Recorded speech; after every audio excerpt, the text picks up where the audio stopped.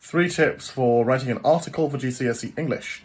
Tip number 1 is use literary devices by including da Forest. So this is a very simple way of remembering the most important persuasive devices that you can use. So the D in da Forest stands for direct address, where you speak directly to the audience and you say you, use the second person and engage them that way. The A stands for alliteration, which is simply having multiple words that begin with the same letter. It's a very easy way of making words connected and creating an interesting sound. The F is for facts, so using facts gives logical reasons that they should agree with your view and makes your argument and your ideas more persuasive. The O is opinion, so simply stating directly your opinion. I passionately believe that this, or I'm deeply convinced of the benefits of whatever. Being direct sometimes is a good policy. Rhetorical question is the R. So when you ask a question that you know the answer to, or you know the expected answer, it invites its own response to make them think. Wouldn't you agree that smoking is a pointless and disgusting habit?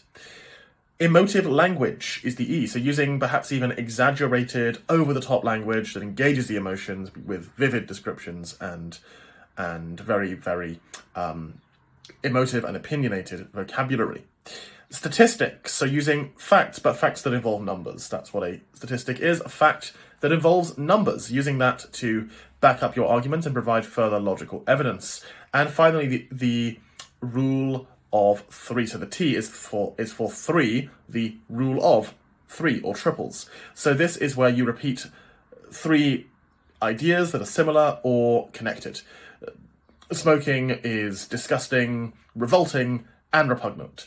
They mean the same thing, but it exaggerates and compounds the effect by repeating the idea 3 times. So that's now my first tip for you, is to use da Forest to help you remember persuasive writing devices. Now my second tip is to to predict what the reader is going to say. So what would be the reader's possible objection or problem with your idea? What would be the other side of the argument? How would, for example, someone who supports school uniform if you don't actually defend it? Well, they might say it makes you behave better, it makes the school more of a community, or that it makes you more disciplined. They would say all of that. Okay, fine. So how would you respond to their ideas? Actually go ahead and write about their idea and then reply to it to show that you've thought in a broader way and considered the other point of view, but that you have a good reason not to agree. The final point is to think carefully about the audience and adapt your style of writing and your tone in the article to the needs of the audience. Now, style is to do with your choice of vocabulary or types of sentence that you use, or also the mood that you create. So you might, for example, write in a sarcastic mood. You might write in an optimistic mood or a passionate mood.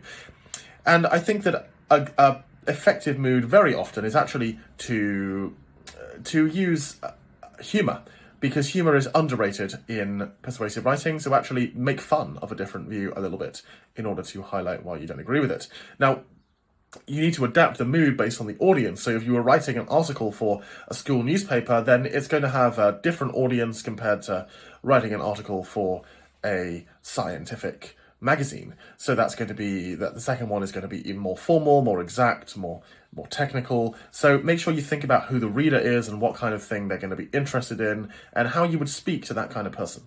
So if you do these 3 things, I think it will help you a great deal when writing articles. Remember that this year for AQA you have to write an article in language paper 2, which is coming up on the 10th of June. For edXL you have a choice between an article and a letter. So writing an article is going to be very crucial and important. If you found this video helpful, just press the subscribe button. We've got more videos on other areas of GCSE English and beyond to help you get to a grade 9, and we also have other resources that you can find inside of our group in Facebook. But for now, just press the subscribe button and I will see you next time.